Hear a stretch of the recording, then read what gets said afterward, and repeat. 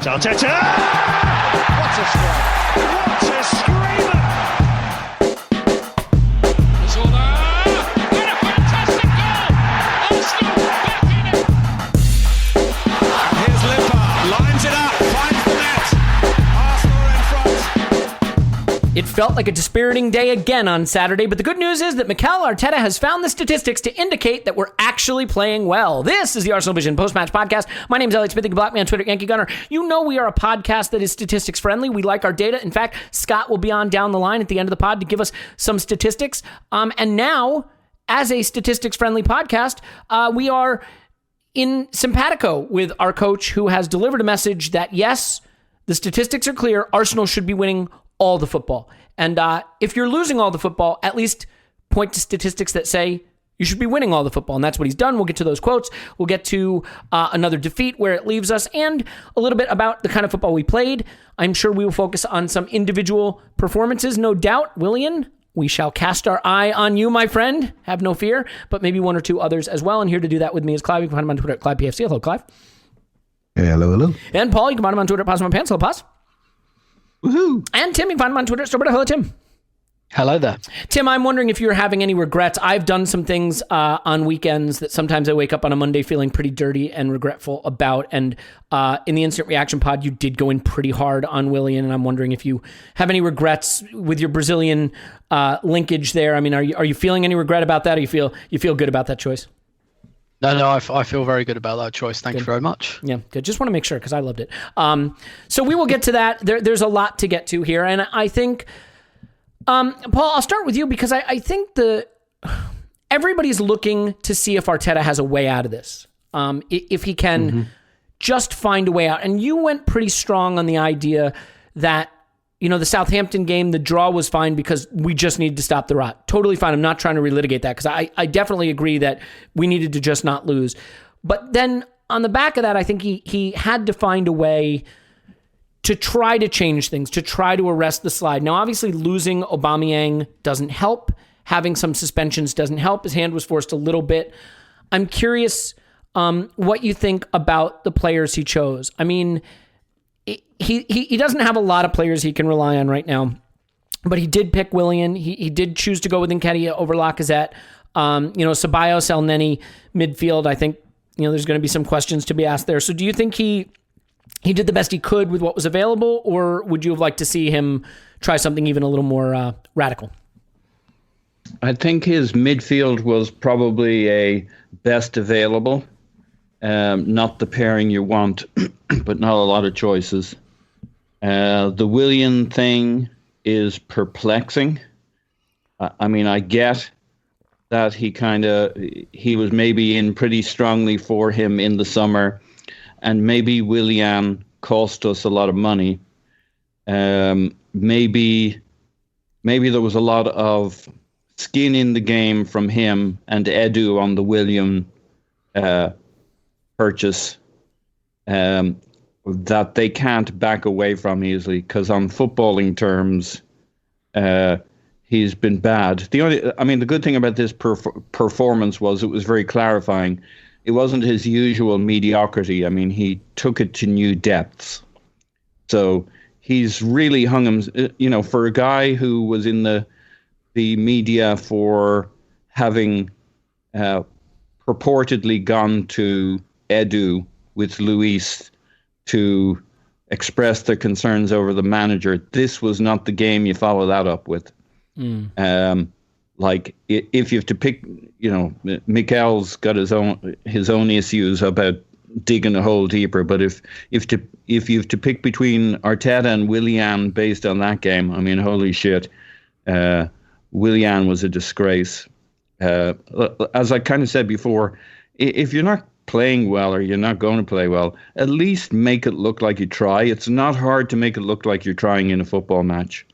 But maybe there are other explanations for it. But it's just confounding. The Nketiah versus Lacazette thing, I don't really get that. It's not like... The other interesting thing about this game was I haven't been that close, following that closely on Twitter, and maybe lots of people have been talking about this, but it almost seemed like it became slowly a a Freddie Ljungberg homage to youth, where like more and more, it was almost like Arteta. This was the game Arteta signaled something. I don't know what he was signaling, but more and more of our young players came on to replace older players, and it was like a Freddie Ljungberg selection. But like, look on the bench. What was he going to bring on? Mustafi, Cedric, Kolasinac? I mean, he brought on Lacazette, the only senior attacking player he had. He brings it. I mean, there's logic to it, but you know what I mean? It just did anybody else think, man, youth product after youth product? Is he trying to signal? Is it a white flag, or is it him saying, "Hey, look, I'm pivoting. Everything else has turned to shit." But for those who wanted Project Youth or I don't. How do you see that? Because I mean, he started with old people, with the exception of Nketiah over Lacazette, which is not saying he hasn't done a lot. And then he brings Lacazette on. And the only other players he has that can chase a game are those young players, Martinelli and Willock. Like, he literally doesn't have another senior player on the bench who plays in the attacking half, unless you want to count Bellerin.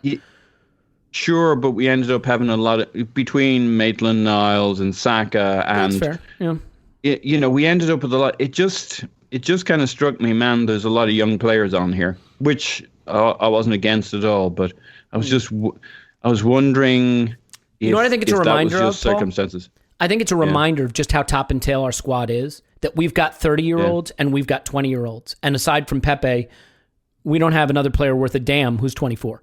In the attacking half, we've got Kieran Tierney and we have Gabriel and stuff like that. But Clive, I mean, the fact of the matter is this is who he picked. And, I think that Nketiah one is a head scratcher. I mean, at this point for me, I'm prepared to say he should have been sold last summer and that we've let him overstay his abilities. But even setting that aside, a nice backup striker, but Lacazette has actually put in some decent shifts lately, and whatever his limitations are, he's ready to lead a line in the Premier League in a way that I don't think Nketiah is. So I thought that was a weird selection. I think the Willian selection is, just sort of being pot committed, right? Chasing your money on a player that you went big for in the summer. But if you look at the way we played in the first half, I still can't get away from the fact that the midfield is everything. Now, you look at that Everton team, Doucouré and Davies aren't going to storm Europe as a midfield too. Sigurdsson is a £50 million mistake that they're finding ways to get some use out of, but not very good. They are led by a very talented striker in Calvert-Lewin and a very talented wide forward in Richarlison, and that is basically their team. That's basically what they've got. The fact that we weren't able to get any joy in midfield against Doucouré and Davies, I think, tells you something about El Neni and Ceballos and just how bad we are in midfield. I posted our first half pass map, and I hope people will just take a minute to look at it, even if you've never read those things. I mean, you're going to see we didn't play a midfield pass in the attacking half in the first half. So, I mean, for you, Clive, as much as we have our players we like to pick on, Willian, Lacazette when he's playing, certainly, we like to pick on Shaq at times, but like the story of this game, like so many games this season for me, is once again a midfield that cannot do a damned thing. And maybe we'll have a talk about mediocrity and how you wind up accepting mediocrity over a number of seasons. But do you share my concern that the midfield is a extremely pressing problem? You've known me a while. What do you think? I think yes. I think you're wishing Thomas Partey was not rushed back for the Spurs game. I'm wishing we had about two of him, really, and that's the issue that we have. Somebody that walks on the pitch and says, "Okay, this is my area. Where's my man? Oh, there he is. All right, you're dead." Right, and it's that simple. Not people that stand next to centre backs or stand in lines where they can't receive the ball, or stand so deep they just can't affect the other team. No sort of thought process about, dominate. You can dominate a space in many different ways, right? First of all, you got to stand in it. That'd be nice. Do you know what I mean? Get your starting position right. But you can create a rhythm. So you can create connections and triangles and get the ball. And when people move towards you, you pop it, and then you move beyond them and go around the other side. And you pop it again, and you try to create relationships over the pitch. You just play hand grenades all around the pitch. Can I create a triangle? Can I create a triangle? Arteta mids don't do that very often, and they just basically stand in the wrong spaces. And our centre backs allow them to do it, by the way, because they're scared. They're not too quick. They like to see the comfort of bodies in front of them. I said before, they should get off their toes, get out there, go and engage, go and fight the game, because then you can go the other side of them into your zone, Elliot. Do you know what I mean? Mm-hmm. But if you're always in front of our centre backs, then guess what? You're going to receive the ball in nice, comfortable areas. You're going to pass the ball. You're going to pass the ball to another player in comfortable space. But maybe you need to do that 15, 20 yards further up the pitch. And that's why you get the first half pass back that you sent out earlier. It's just a lack of engagement. You've heard me say it. I mean, I'm not saying anything that you guys don't agree with. We don't engage. We take and play the game that we like to play, not the game that will hurt the opposition. We just don't do it enough. We haven't got the bravery. We haven't got the technical security. We haven't got the physicality to recover. We can't step past people very often. And when we do, we get caught, right? So if we do step somebody, we have to get rid of it straight away. If the pass isn't there, we get caught, right? So I was looking at where Ceballos was, for example, in this game, and when he felt he wanted to connect, so he would choose the right-hand side quite high up to connect and create triangles. Well, why do that? Do your job in the centre of the pitch. Make sure we're controlling the game from there. Push people up, push people back. Get us playing forward. Dominate the ball, dominate your man, make people move, make people come and get you, make people jump out, come and get you. If you're playing 20, 30 yards away, well, no problem, mate. I'll stand there in my 4 centre backs, get them on the old rope, look around, say, what they got? Eddie Nketiah, 20 years of age, nice, bright young player, quite sharp, but he needs sharp movement around him. He needs to be in the box. He's nowhere near the box, outside the box, he's just an average footballer. Inside the box, he's quite sharp. Don't let him in our box. Let's smash him, push him back. Let's get up there, arm in the back, push him out. Their centre mid's not going to run past us. Excuse me, don't worry. They're not going to run past us. So when we go tight to him, we haven't got to worry about filling our hole again because no one's been running behind. Do you see what I mean? The only one running behind is a 19-year-old kid. And so we're very easy to defend against. And I always look at the central midfield area because that is the heart of your team. Interior, exterior, the brains, the power, the technical ability. That's the heart of the team. And everything else rocks around that heart, that square, that block. And it's just not there. There's nothing there. There's nothing. And the most worrying thing is, guys, I mean, we do these discussions, we say, well, then he should be playing. That last line, we can't really have it. So it feels a bit futile, this analysis, because we all know the answers. There's one answer, and the other answers are not in the squad. I don't mention that bloke who got sent off the other day, but there we go. Yeah. And I mean, look, the reality is that I thought we played okay in the second half, and once again, it's a game we win on XG like the Burnley game and don't get a result, but outshot 7-3 in the first half. They go to halftime with a lead, and that was game over for them. They closed up shop, and they didn't play. 3 shots and a half, and one of them's a penalty. And, there was just no intent on their part to really play in the second half. And I don't think they're very good. And, they sort of comfortably saw it out. I mean, we took 10 shots in the second half. They took 2. But, were they really trying? I think if you look at the first half and second half pass maps, what you see, again, is just an Everton team that was comfortable sitting back. And, I mean, Tim, I'm not going to do the Willian thing with you because you got it off your chest, and I don't think you want to sort of repeat the rant. So I do want to sort of ask you about mediocrity in general. I watched this team in the first half, and I just thought, as much as I am frustrated with Arteta, and as much as I think at this point he probably has to move on because there was just so much mediocrity on that pitch. And I think mediocrity in football is kind of like the boiling frog analogy where, if you put a frog into boiling water, he hops out. But if you put a frog into room temperature water and turn it up till it boils, he'll boil to death in the pot. And we're boiling to death in the pot because we weren't willing to make hard choices, because Mohamed El-Neni is still here, because Eddie Nketiah is starting games for Arsenal, because Rob Holding isn't at Newcastle. And by the way, Rob Holding was not the problem in this game, but you see my point, right? That Willian is a guy at 32 years old that we felt we had to go out and get in the transfer market, because Danny Ceballos is a guy we felt we had to prioritize reloaning. And I get why we did that, but it's because we didn't do other things in our midfield. And on and on and on throughout this team, there's just mediocrity. And then the guys coming in off the bench are either guys we really hope make it from the academy, or guys in Lacazette who probably should just about have moved on also. So, do you think that part of the problem is just that we always want to, we're always willing, what's funny to me, Tim, is collectively as a fan group, we're always willing to say the squad's shit. That's the problem. It's not Arteta's fault. The squad's shit. But individually, when it's time to say a specific player is shit or should move on. And well, Eddie Nketiah is fine. Let's give him a little. You know what? Lacazette's putting in. Oh well, El Neni has an engine. You know what I mean? That we find the excuse for why they might be all right. So do you think that this just sort of acceptance of a declining standard, keeping players around too long who showed they couldn't reach the level we need, and recruiting players that don't give us a ceiling, that acceptance of mediocrity over time has led to this, a team that you put out on the pitch and you look at it and you say, that's kind of a 15th place team you're putting out. Yeah. When I looked at the two starting lineups, you look at it and you think Everton's is better than ours. Yeah. You look at it and still think, not great, by the way. Yeah, no, exactly. And they were missing James, they were missing Alan, who's been a really big part of their team this season. But I looked at it and I still thought, their starting lineup's better than ours is.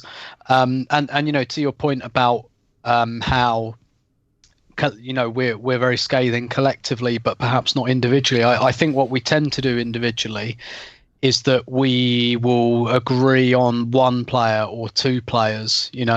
Probably at the moment, Xhaka and Willian are the ones that like. And look, I'm not excusing myself from this. I not really that taken with either of them either. But Xhaka and Willian, those are the ones everyone will put the boot in on those. But you start to mention other players, it's like, or if you say you ask the question about Bernd Leno, is he really a top class goalkeeper? Again, not saying he's the problem, but is he really like a top class goalkeeper? I think people would feel very a lot of people anyway would feel quite defensive if you ask that question, and I think it's quite a valid question. Certainly at least worth considering. So yes, essentially what we've been doing is like loss chasing for years and years now, certainly since at least the last year of Arsene Wenger's reign. We've been loss chasing, we've been throwing our shirt on the poker table, throwing the car keys on the poker table, and it's just when you get, it's very difficult to break that cycle once you start making all these short-termist decisions. And some of them are just ludicrous, by the way. So like Willian is not a bad player. Neither Cedric Suarez, really. He's not a disaster area. None of these players are bad, for the record. It depends on your level. And they should be better than this, right? They should be. Precisely. Like, they don't fit together and all of that, but they're better than this. I think one of the I guess on a slight tangent, one of the things I wrote about this last week, bringing in older players to be squad players is a real nonsense. You should not do that. Like, I think in general, the way we use our academy players is good, and how we should be using them. We should be kind of using them in squad roles, plugging them in, 20-minute sub appearances. We should have a better quality of squad player. We can't at the moment because we've got what Clive refers to as the kind of the COVID lot. Mustafi, Kolasinac, we can't move on, so they're taking up places. But if you sign someone like Cedric or someone like Willian, if you sign players like that onto big contracts into their like mid-30s, particularly someone like Cedric, if you're signing someone who at the age of 29 is happy with being a squad player, you will never move them, because what they're doing is they're pension planning. Right? If you're bringing someone like Cedric in and saying, we've actually already got two right backs here, and you're 29 and you lost your place in the Portugal squad recently, what is that player's motivation, really? That player is thinking, fuck me, I'm getting a 4-year contract off Arsenal into my until I'm 33. Brilliant. That's pension planning. Willian, pension planning. It's like I guess David Luiz is something different because those were 2 1-year deals. I think that's slightly different, maybe because they're ostensibly playing for their next deal. But all of these kind of bad decisions have just got more and more and more bad decisions, and yes, absolutely, that you can see the impact of that. And what's also happening as a result is that we're keeping players for far too long as well. So someone like Lacazette, for example, who to be fair, I think in a normal transfer market would have gone. during the summer. Arsenal are making no attempt to renew him, which tells you everything they actually think about him, but they can't shift him due to the economic impact of COVID at the moment, and that's, I guess, kind of unfortunate. But yeah, absolutely, it's all just lots and lots of bad decisions, and that. What happens then is you keep getting into a short, and we're in a short-term whirl again now because we're actually in a relegation battle, and that means, to your point, you do stuff like you keep El Neni, even though he's come back on loan from Besiktas, which was probably his level, but we kind of. I still understand in isolation why we kept him, because we don't actually have that many central midfielders. We don't really, apart from Partey, don't really have any good ones. But we were actually literally low on numbers there. So we do the year loan for Ceballos again. We do, it's like it's making ends meet, right? That's kind of what we're doing squad wise. And that's just that's a symptom of several years of poor decision making. Yeah, and then you're backed into a corner because you're putting out a team that is in 15th because it belongs there. I mean, I sort of disagree with you and Paul that these players are better than this. I don't agree that they are. I don't think Eddie Nketiah will wind up at a club that's above 15th in the Premier League.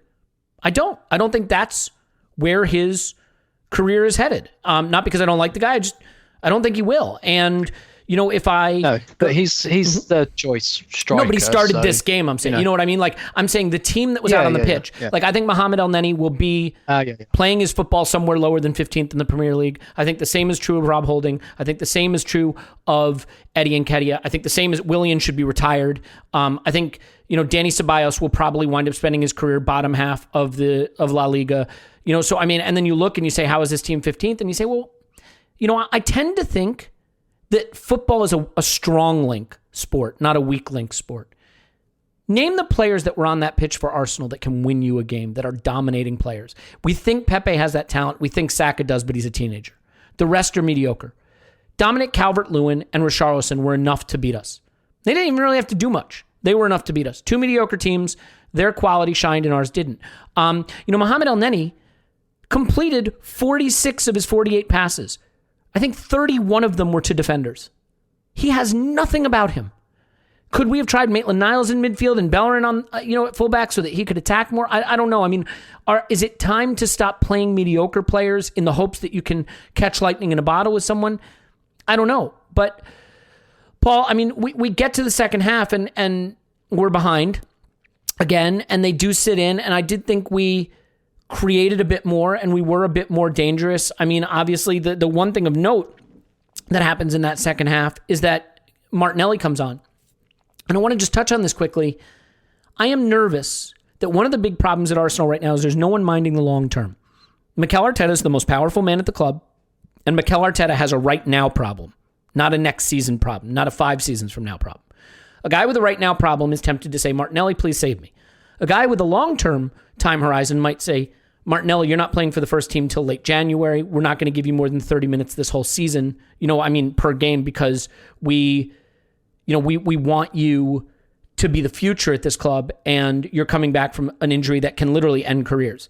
So where do you stand on the Martinelli thing in terms of the danger of him being integrated because the fans want to see him and the coach has a right now problem versus right now not really mattering at Arsenal anymore and needing to have someone keeping an eye on tomorrow?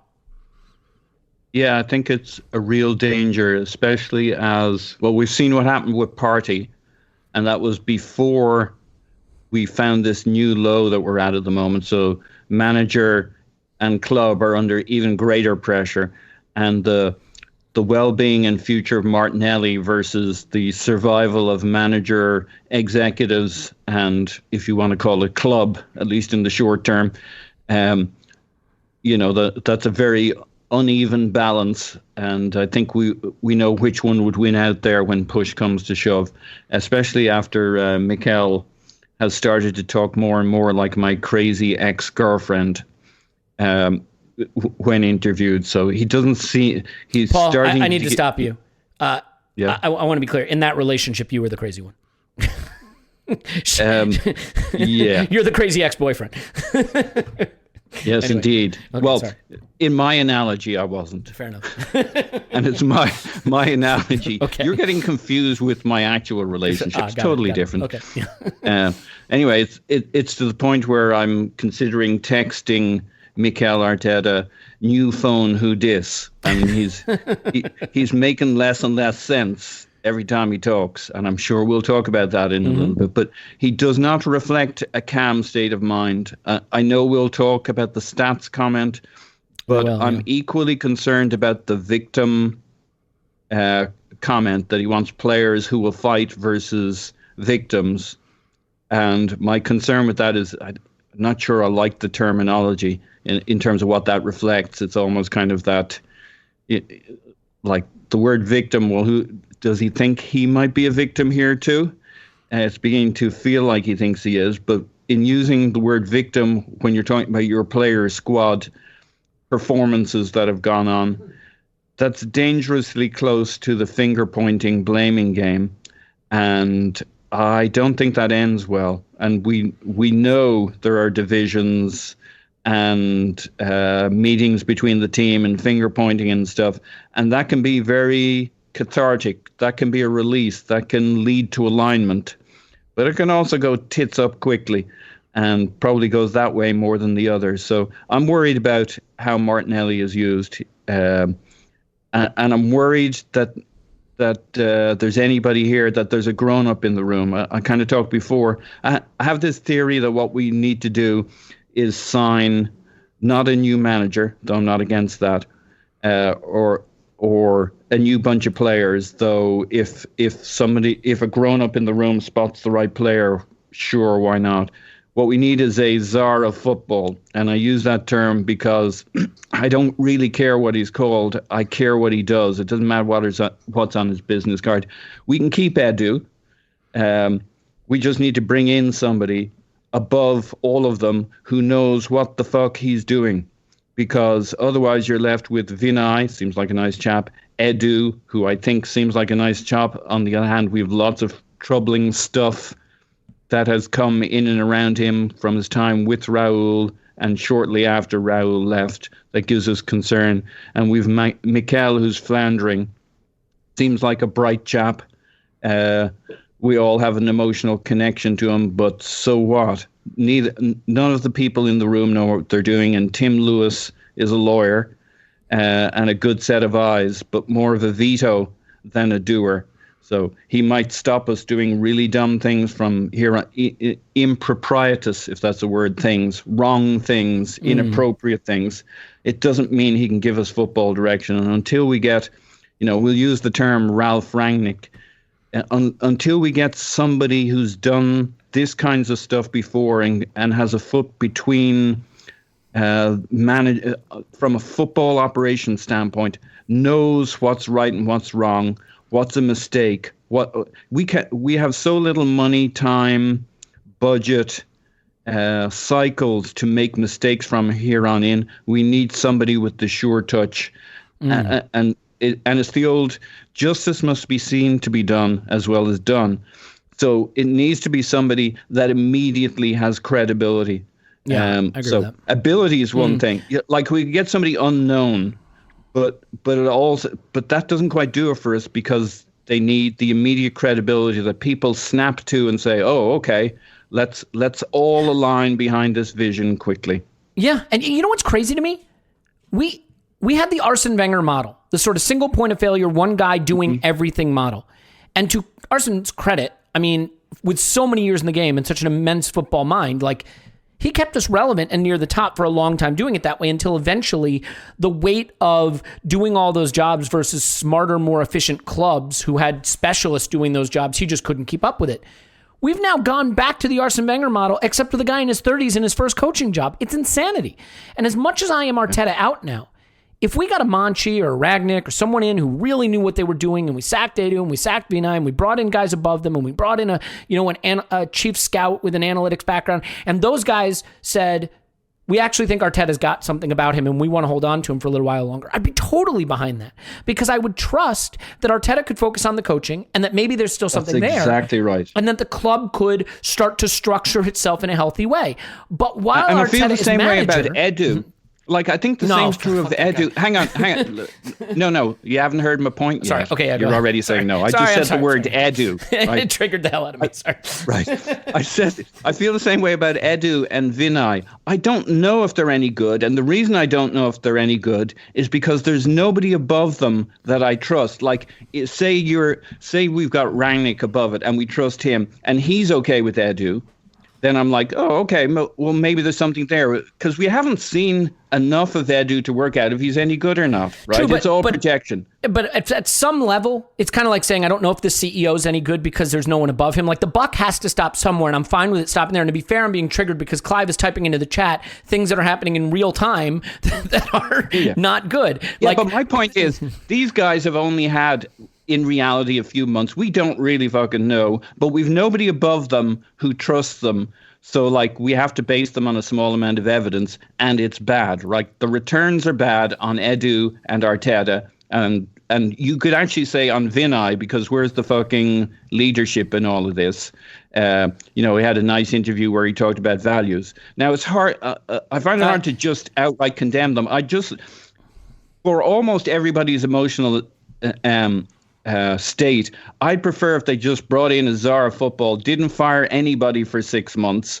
Like, if Edu gets his nose out of joint, great, well, fuck off then. But if not, and he sticks around, I don't really care. Keep them all, but put somebody over them who knows what they're doing, and have Edu do some useful stuff.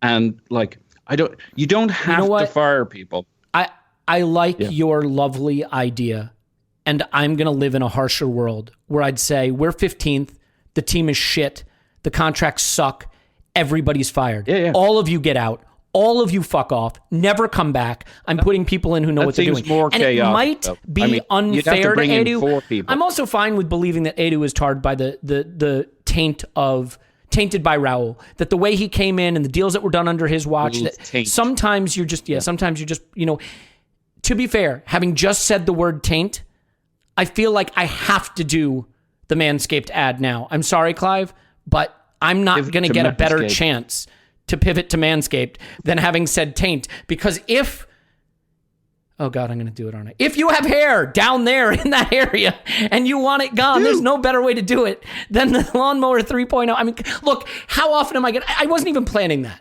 But you got to go to manscaped.com and use promo code ArsenalVision. You'll get 20% off and free shipping. Get the Lawnmower 3.0, and here's why. It's got a powerful rechargeable battery, so you can just leave it sitting out forever. It's got a beautiful stand you can put it in that'll charge it. It works in the shower, so you can leave it there instead of your rusty razor that's doing all kinds of nasty things and bacteria are living in it. It's terrible. It's got ceramic blades, so it never nicks, it never pulls, it never tugs. And if you want to maybe get pulled or tugged, or I don't know, whatever you want done to you, because there's no shaming here, there's no kink shaming, the best way to make that happen is to take a little personal care. And we need a little personal care right now with everything we've been through this year. But there is a finish line at sight. We're soon going to be socializing again. And wouldn't you like to, the next time you are socializing, be able to say to all of your friends who've wasted their time during their pandemic, you can drop your pants and say, look at how clean I am down there. What have you guys been up to? Is that a thing people do? I don't remember what we do when we get together. Do we all drop our pants and compare who's more hirsute in the private area? Maybe not. But you know what? You won't be. And that's the important thing. Use it on your eyebrows. Use it on your chest. Use it on your sideburns. But certainly use it in your downstairs area because it deserves to be treated properly, taken care of well. It will do it. No pulling, no tugging, no abrasions.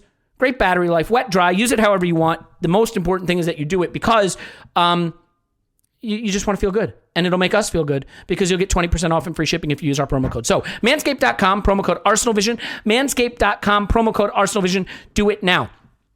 Okay, Clive, where were we? Oh, that's right, taint. I think that there is a taint on this squad from the way it has been built. And I mean, you typed into the chat that we are now apparently opening talks with Rob Holding. I don't understand how a guy who was on his way to Newcastle is now being discussed for having another contract. I mean, I actually don't hate Rob Holding. You're probably lower on Rob Holding than I am. But I just think, again, it's all these dominoes of mediocrity that start to fall when you tie yourself to this. And one of the things that I think is a discussion point is the Fuller and Balogun situation, and in terms of how it relates to a lot of our squad decisions. I don't know if Balogun's going to be a superstar, but I don't know how we're expected to try to keep him if we don't give him a path to first team football. And this is the problem with sticking with players a little too long, is you block the path of others. So, I mean, are you as concerned as I am about this mediocrity issue? I mean, the Rob Holding talks, El Neni being here for 5 years, and certainly, Fuller and Balogun now seemingly blocked. There were some rumors that went around that he's interested in Liverpool and they're interested in him. I mean, I don't know if there's any credibility there with rumors like that. It sounds more like they're just being developed to trigger Arsenal fans than anything else. But I mean, how do you feel about the way we are managing opportunity right now? And maybe you can talk a little bit about Balogun's situation versus like what's going on with Nketiah. Yeah, I think probably I'm been down on this squad for quite a while actually. And, yes, you have. And maybe people think I protect the management too much, but mate, I don't care when it comes down to it. No one in this podcast is talking player solutions. They're over the age of 14. Do you know what I mean? It's like no one's talking about it. That means we've got bad players, right? So, and it's just where we ended up. I mean, Rob Holding, been here, 5-6 years, about to get another contract. He's at the contract number 3. El Neni been here since 2015. Two contracts, 1 year to go in the summer. These people are here too long. They're here too long. And the Holding thing, I find it quite, I know, by the way, he's captain, and by the way, he's playing his absolute heart out. He's one of the players playing above their skill level. Right? Absolutely. No issues with him. Nice lad, good player. We got him for 2 mil, move him on for 20. Brilliant. Great spot, Arsenal. Move on for 20. He's had a cruciate in there. Very unfortunate because he was progressing. But you know what? Move him on. No drama. That's what you do. That's what you do. You're going to get someone better. We're going to give him another contract. And that worries me, particularly when we hold up against Balogun and you think, crikey, what are we doing here? This guy could have some real potential and we're potentially letting him go. And there's 2 sides to every story. We don't know the full story. But from January the 1st, he can sign for a club in Germany or Italy. And that is the rumour. And given his agent, Jadon Sancho's agent, I'll be concerned about that rumour.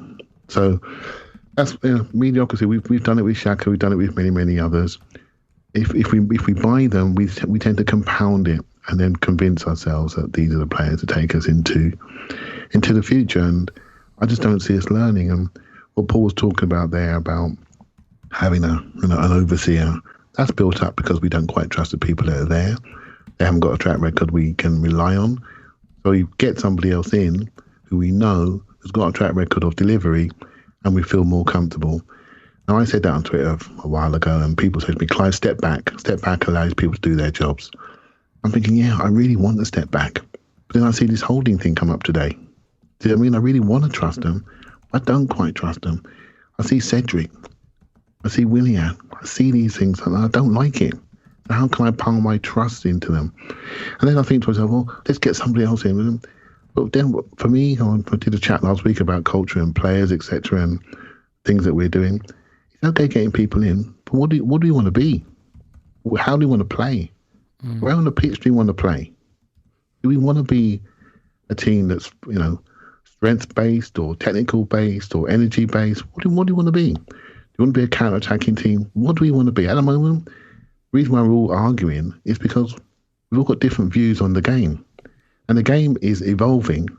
At this moment in time, we actually need revolution. We don't need evolution. We need absolute revolution. See, I agree with that completely. Mm-hmm.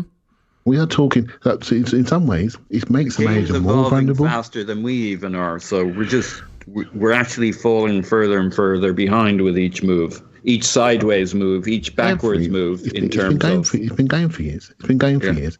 Just look around. You've heard me. How many times you heard me say the words competitive landscape? Look at your competitive landscape. Just look around you. And when the game starts and you look at the 11 players, and Tim spoke about it earlier, you're not quite sure if we're better than them. Never used to be the case.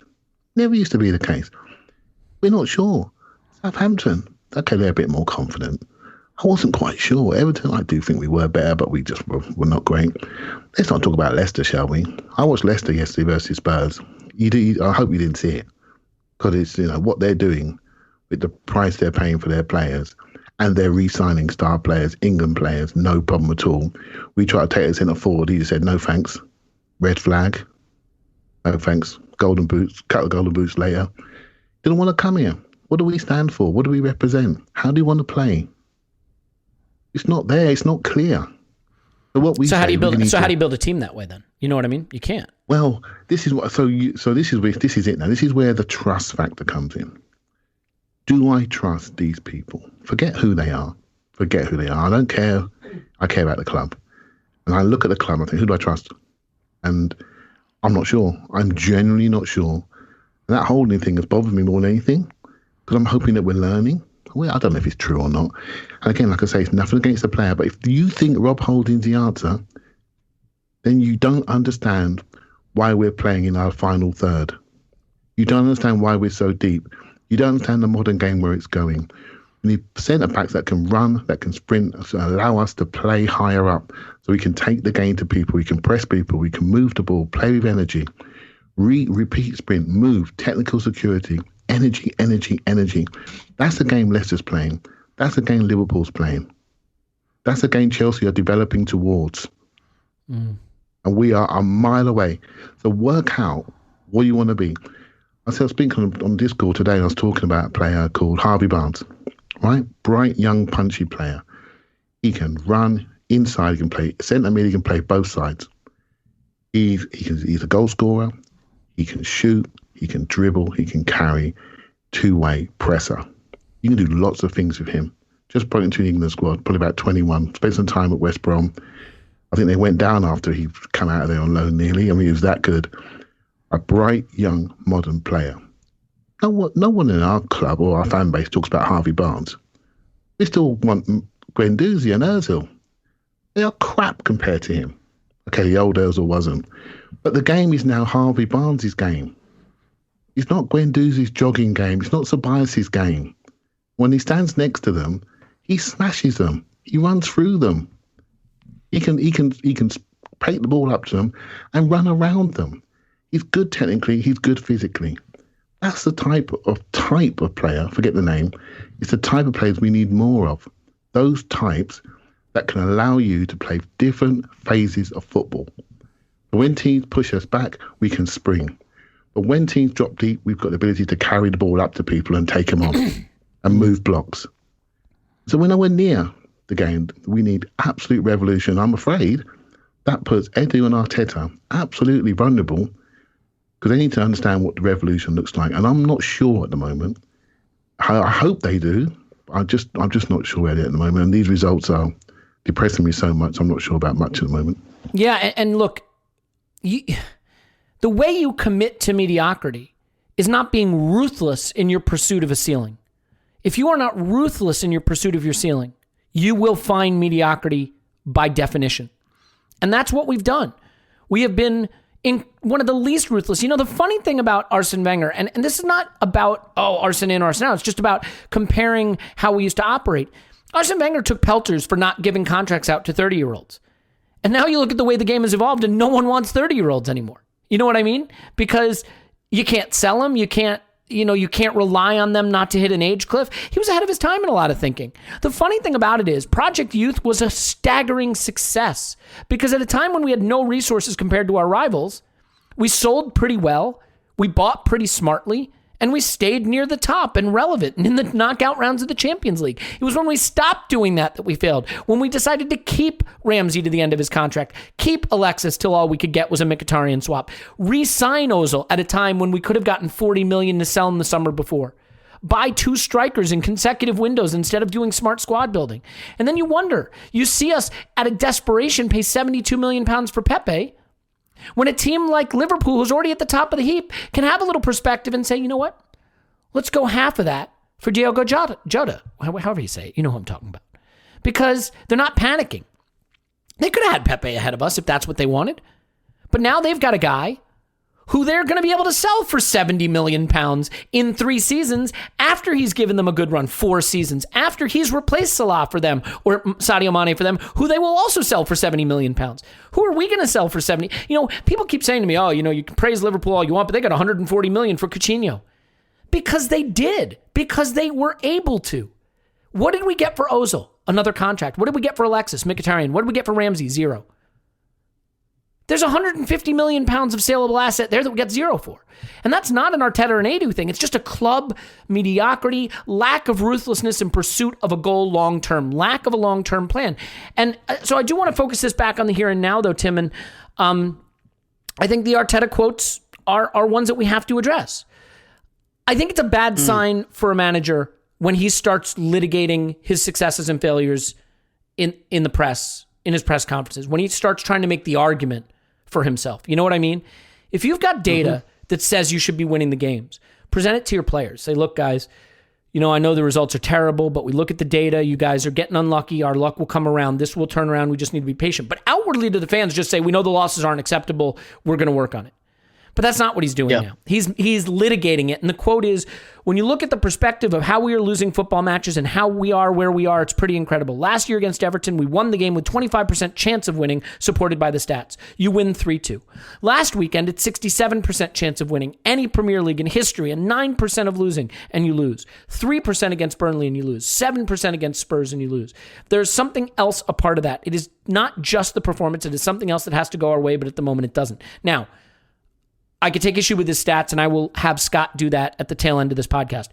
But the more important thing here, I think, is the litigating the argument in the press, the trying to make the... I think this is a really bad sign, right? Because that data can be helpful internally to tell you if you're doing things right and talk to your players about, staying with it or if we have change. That's not the data you want to be bringing out to the fans, to the media when you're, whatever it is, 5 losses from 6 or whatever the ridiculous run of form is it?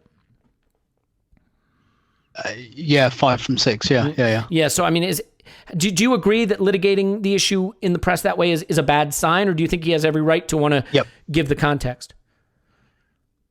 Yeah, no, I think it's a bad sign. Yes, and for someone who, and to be fair, who is usually a good communicator, there are a few things. I know, and we've spoken about them on previous pods. There have been some red flags about things he said recently. That it's just maths. If you put in 50 crosses a game, whatever. And I called it bullshitting after the Wolves game. I do think he's bullshitting a little bit. I think he's floundering and he's a little bit desperate. I agree with you, Elliot. I think the way you deal with that, outwardly to the fact, I mean, first of all, it's kind of an information overload, and particularly like those numbers are not really given with a great deal of context, so it's difficult to know what to make of them. And so to most people, it just looks a bit mad. Except it's weird because there's two audiences, right? There's the people who want to hear about stats in football, and they're all knowledgeable, and they're going to think. Yeah, they're going to think it's utter bullshit. And then there's the people who absolutely don't want to hear managers talking about how they won it on stats. It's like, so who's he talking to? Yeah, exactly. That's exactly it. Like, it's, the shall we say, like, the stats community is a small one over the general piece anyway. But yeah, exactly. Like, I can't think of anyone that really wants to hear that. I agree with you, Elliot. You play this with a straight bat. You say, look, we're trying some things. We think some things are going okay, but we need to sharpen up on. We'll keep working on it. And to be fair, he has said things like that recently, like, just stuff like, look, we're not here to feel sorry for ourselves. We need to work harder, and that's it. And that's kind of all you really need to say. I think if you turn up to a press conference like he did today with that stuff prepared as well, that's a bit of a red flag to me. And it's just, the thing is as well, those stats don't really give you any context for game state and things like that. And I'm sure we'll come on to what extent, and I think it's a very large extent, but to what extent are teams just letting us play when they go ahead because they know we won't lay a glove on them, and things like that. It's just I think. Look, not just every manager, everyone, when they're being criticised, deflects to some degree. It's just human nature. None of us sit there and go, yeah, you're right, I'm shit, aren't I?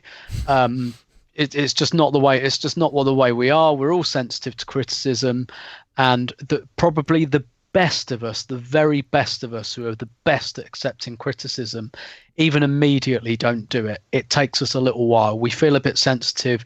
We feel sorry for ourselves. We lick our wounds, and then maybe we go, yeah, maybe there's some truth in that, and I need to work on that. Like, nobody just goes, yep, you're right, I'm a dick.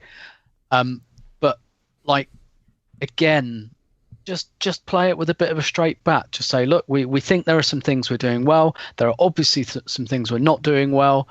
Even if you say something like, we believe in the process and all of that, that's better than wheeling out, some fairly incomprehensible stats, which, I mean, really, like, looking at my timeline, it's been a case of looking to the people who really know stats to say, like, what's he talking about there? Is that XG? Is that like, are these like club models and stuff? He's sort of like, don't bring that stuff out. It reminds me a bit of I can't remember if it was maybe Sam Allardyce, who got a bit sensitive about 10 years ago about people calling his team a long ball team, and he turned up to a press conference with handouts about how many long balls Bolton were playing compared to like other Premier League teams. And look, he probably had a point, right? But it's just like don't worry about that. Like, I guess what I'm trying to get to here is, I think Arteta's worrying a bit too much maybe about his legacy, and about how things look. And for someone who, obviously puts a lot of emphasis on communication, and I've never been as bothered by how managers communicate with the fans. I think it's of cerebral importance. I think it's much more how you communicate with your players. That's the important thing. I didn't really care that I couldn't make head nor tail of Unai Emery's press conferences. Like, it doesn't really matter to me. The only reason I worried about that was because I was thinking, oh shit, like, is this what it's like in the dressing room? Like, I wonder, I'm curious, maybe he communicates very differently in the dressing room, but if this is how he communicates in the dressing room, like, I hope the players can understand him. I don't, to me, it's of limited importance that, Mikel Arteta does good press conferences, and as we're seeing now, that doesn't get you results. And I think there's just too much emphasis on that. I agree. I think the issue, though, Tim, as you've sort of rightly pointed out, though, is it's not the it's not what he's saying, it's what it says about him and the situation. And he's had that data prepared for him to go out in front of the press and make the defense of how we're doing and how he's doing. And that, I think, once the coach is trying to convince the public he's doing a better job, rather than just getting down to the work of winning football. And I get it. I mean, what is getting down? What is it really? It's not taking away from his work to go out and have that. But you know what I mean? Like, it's pulling focus. He's clearly worried about it. If you're confident in, quote unquote, the process, keep doing it, and the results will speak for you eventually. If you really think that playing this way is going to get you, and look, this is Arsenal, right? We're not just talking about getting out of 15th place. We're talking about getting up towards the top of the league. And obviously none of us think that that's a possibility, but that is the aim at Arsenal. It is not to be comfortable mid-table. If you believe in the process and you believe in that, then just be quiet about it, and the results will say everything in a few games' time. And I agree with you. I think he's reaching a bit, and it's probably because he's not that confident that the results are going to come. Yeah, and look, I have to admit, you guys, like, while everybody was really excited about Arteta, and me too, to a certain extent, at the end of last season and during some of that time, just because it was a nice change from Emery and things looked like maybe they're heading the right direction, there were little things about how egocentric he was in his approach. I mean, the running onto the pitch screaming, "I told you to believe in me," that was a fun moment. People liked that. But there was also a part of me that's like, wow, that's really egocentric. That's really self-confident, good for him. But and then, the way he banished Ozil and the way he banished Guendouzi, like, really powerful, big, strong moves, statements of ego, statements of self-belief. But you got to back that up. If you're going to be that egocentric and that certain of yourself, when it starts to go badly and you haven't fostered a collective culture and you fostered a very egocentric culture, that can be dangerous. And I sort of look at this guy now and I say, you told everyone believe in me. You told everybody, the planet's revolved around you at this club, and so you got to take it on the chin now. And I don't know. I mean, he does seem like he's sort of floundering, and the way he bristled at the issue of crosses and stuff like that. I think he wants to be written about positively. He wants to be seen as a brilliant coach, as of course all of them do. But now that he's facing the first questions about his ability, I think litigating it in the press is the wrong way to go. Well, let's wind this down a little bit, but I don't want to cut Paul and Clive out of this. And I do want to make sure that we have a final word on the Willian thing. I've sort of saved it, kept our powder dry, but the Willian thing is a really big part of this. So, Clive, I'll come to you in a moment on Arteta, but Paul, I just want to say, the irony of performances in football is that sometimes the narrative gets written early in a game and we don't revisit it later. Willian had one of his best performances for Arsenal late in this second half. Now, to be fair, it was when Everton were betting in, sitting back. He got to be more central. He was pulling the strings a little bit. He played some nice passes. I mean, I think we played the best football we've played all season in the 5 minutes of stoppage time, because guess what? When the other team camps in and you can put 8 guys on the edge of the box and really push them back, you can play some interesting football, and Willian was involved in that. But I can't escape the narrative that was written by his first half: walking, disinterested, uninvolved, no ambition. And Paul, for me, that first half looked like a guy, and I hate to lean so much in narrative, but I couldn't help watch it and think this guy wants his manager sacked. And I think it's interesting that there's rumors that Luiz and Willian are leading an insurrection behind the scenes. Both of them started this game. Both of them were given a long time. How do you feel about the Willian performance and Arteta's unwillingness to take him off? Do you think that there's a fear factor there of pushing him to rebellion? Pepe coming off, Nketiah coming off, Willian staying on. I thought that was a big, strange call for a player who had spent the first half showing absolutely no interest in contributing to an Arsenal result. Yeah, look, it's a weird one that we continue to puzzle because it keeps going on.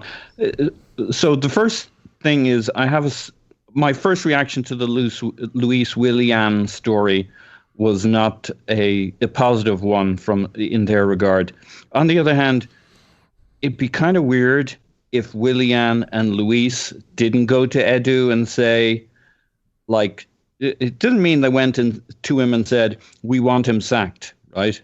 That's one version of it. The other version is when passed through Chinese whispers, the actual truth may have been they went to Edu because they're all Brazilian, and he got them into the club and said, this shit's fucked up, and if we don't address it, if the manager doesn't change this, that, and the other, we're in trouble. That would be leadership. That would be experience if things are going wrong. So there's a spectrum of possibilities as to what that conversation was. Now, I think I just accidentally stepped into defending Willian a bit.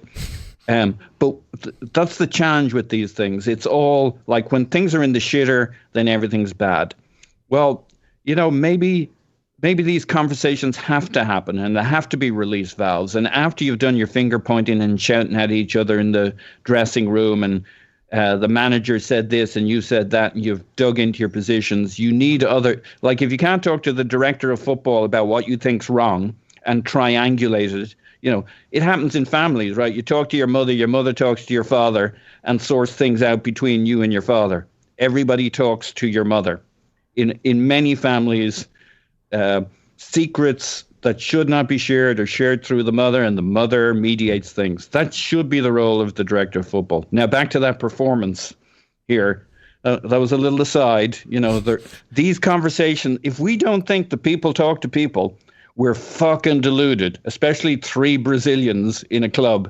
They're going to be talking, and they're going to be bitching. And they probably need... Arteta needs to be able to survive the fact that people have issues with what he's doing. So he just needs to start the good coaching, and everything gets sorted out. The results, too. He needs to survive to the 2nd of January. Party needs to get fit.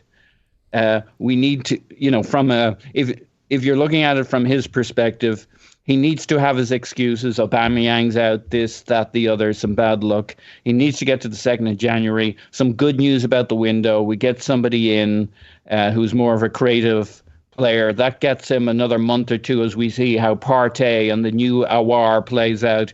maybe we're actually better. Maybe just the fresh air of January kicks in, and then people settle into the idea, well, let's just fucking settle in. The time to make the changes is May, June timeframe. And, you know, if Pochettino pops up and he wants to, and he's available and whatever, sure, fucking move for it. But I don't know how we're going to find that manager who solves our problems unless we get lucky. If we get lucky and a Pochettino or a Brendan Rodgers or, you know, whoever you're singing and dancing, because he needs to be more than just a good manager. He needs to be a good manager that's proven can settle right in and people trust from the get-go. There's not a lot of them around. Or is it Benitez who steps in for 6 months like he did at Chelsea? Somebody to get us to the summer. And that's kind of the scenario in which we move forward in the next 6 months. Either Arteta gets a little lucky in the window and things tick along and we get to the summer and maybe we'll actually start to get good by then. The Willian thing is just a massive fucking puzzle. Why does he persist with him? Maybe because he thinks he has to. Maybe because he looks at his options and he says, well, if this Willian thing doesn't work, I'm left with Pepe, who he really doesn't fucking believe in. Because, like, we may think Pepe is talented, but he won't play Arteta ball, whatever that is. He just won't. I mean, I mentioned the bit we saw in the Europa League game where, like, people were voting a man of the match and Arteta was going fucking nuts because he knew that Pepe can beat every player on that pitch 7 times. It doesn't translate into the Premier League and it doesn't translate into what he wants to do. So he knows he's stuck with Aubameyang. Yeah. Hopefully in a good way. And then he's got Saka. And then who's the third player? And he thinks if Willian doesn't click, he's kind of fucked. And maybe him and Edu went big with the board, with the crankies and said, this is the guy. I know he was on a free, but frees are never free. Ask Kolasinac, right? We need a big fucking chunk of money for this guy. He kind of solves a lot of our issues, and maybe they're just on the hook for this guy. And then footballistically, he doesn't know how he's going to play. He's made it clear Martinelli. He's right in saying the expectations shouldn't be on Martinelli, but when he had Martinelli before, he backed that up with his behavior. He played him more early on than he did later on before the injury. He doesn't seem like a guy who's going to lean into those guys. He was even somewhat reluctant about kind of leaning fully into Saka. It felt like when he got a chance to back off that a little bit, he did. So I just think he's going to trust experience and Willian, and he doesn't know who else. Yeah, it's sackable offense. I mean, it just, there's no explanation for it beyond you spent too much money on a 32-year-old who now has a buddy in Louise and becomes a big personality in the dressing room, and you made a culture problem for yourself by bringing him in, and you made a squad problem for yourself, and you made a problem with Pepe, and you made a problem with your young players who want to come through. And, you know, I mean, it is, for the people that say the squad is shit and it's not his fault, we have very limited exposure to Arteta's views on squad building, but what little exposure we have to it has been toxic and damaging, and it's unfortunate. Clive, there's not a lot of meat left on the Willian bone, to be fair, but I want to give you a whack at that and your feeling on, you know, again, it's not that the guy should just never be used. I mean, you can't. The funny thing is, I don't believe in black and white situations like that in football very often. There's some. I don't think Willian should just be banished in the same way that I don't think that Guendouzi or Ozil should have been, to the extent that it was possible to go another direction. But I do think that the first half performance from Willian should have been a substitution at halftime, and certainly should not have warranted him being the guy that stayed on the whole game. Do you have an explanation for that or a feeling about that? I mean, how disappointed are you in a guy who was screaming, "I told you to believe in me" on the pitch just a few months ago, and now, you know, doesn't seem to have the courage of his convictions? Okay, well, the believe you me thing started from the doctor who was going to go to Liverpool, and he ended up staying because it was a conversation that we overheard. And this is why I almost feel sorry for managers. That whatever they say, we throw back in their faces. Even the stuff they didn't even say to us, we just overheard on the mic. So I'm with you, Clive. I think that's a private conversation. It might have been rash. But It's it like, wasn't him it wasn't him Mourinhoing out on the pitch. Yeah. I didn't think. He was in a press conference saying, "Look, I told them all to believe me, and I'm the king of the hill." He's like, just won the FA Cup, for God's sake. Literally within 20 seconds of the game. So that's neither here nor there, right? So the Willian thing, well, let's not go there, shall we? The fact that our director of football shares an agent with a couple of players that come in that are looking pretty well off and are looking at properties in Dubai as we speak to spend the money that they're earning. That's an issue I heard David Hornstein say something on Sky. This is a failure that has many fathers. And let's just leave it there, shall we? Right? And some of those fathers are not at the club. Right? So not going to bother talking about a player that's jogging around the pitch. The only 2 times he's done something is when he's played century, Sheffield United and this game. I originally thought he was coming in to play 10. But I thought it's 10 or 11, but certainly not 7, because our signing's out there. But guess where he's playing? He's played on the right-hand side, so got that completely wrong. So I can't even justify it to myself anymore. I think on the stat stuff, I'm trying to learn more about statistics just to sort of give myself a different perspective. I think it's really important that I look at football in a player way, a psychological way, what a player does, how they mesh, balance, attributes, that type of thing. That comes to me quite quickly. But the statistical side, maybe you have to take a breath and have a look and see if there's any trends out there. And when a manager starts talking stats, did it bother me? Well, numbers are king in a club. They really are. Those stats, he had them in his pocket within 1 minute of the game finishing. That's the first thing they do. They get a stat sheet into their phones, into their iPads. What have we done? Before they even go to the interview. They've got these numbers. They also don't have to prepare. It's how they live. It generally is how they live and how they can fix problems going forward. And stats are not always, they're not always everything. I was reading today that Brighton had a higher XG than Liverpool, and then Liverpool scored 7 goals the other day, and Brighton had a higher XG than them. Liverpool had 8 shots on target, 7 went in. What does that mean? I'm not saying Brighton are better than Liverpool. In the context of the game, Liverpool are incredibly efficient with Salah and Firmino, for example, and Brighton got a young kid called Connolly up front. 2'3", great progression, good midfielders that can carry the ball. One of their midfielders I'd like in Basuma. Great midfielders can carry the ball. They get to the final third, they can't do anything. Football, you can't look at the stats on its own. You got to look at the context of the game. The Spurs game, you know what? I felt they gave us that. They said, "You're crap. Try and break us down. Get past our big bodies." We couldn't. I thought Wolves didn't quite have the confidence to play us. They dropped away for different reasons, but they dropped away.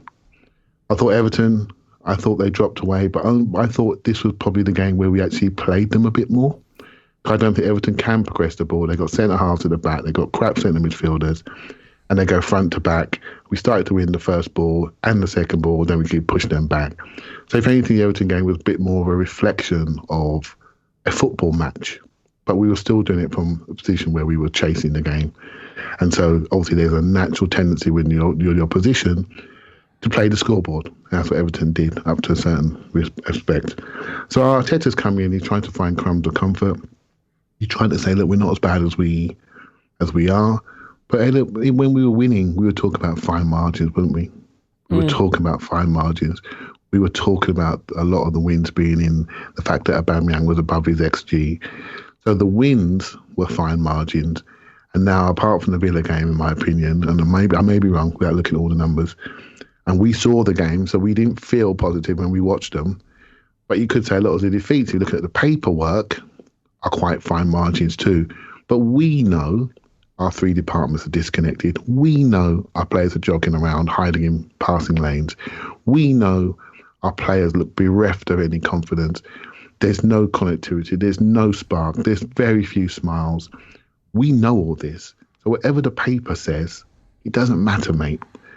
I'm looking at the green grass and I'm looking at people hiding.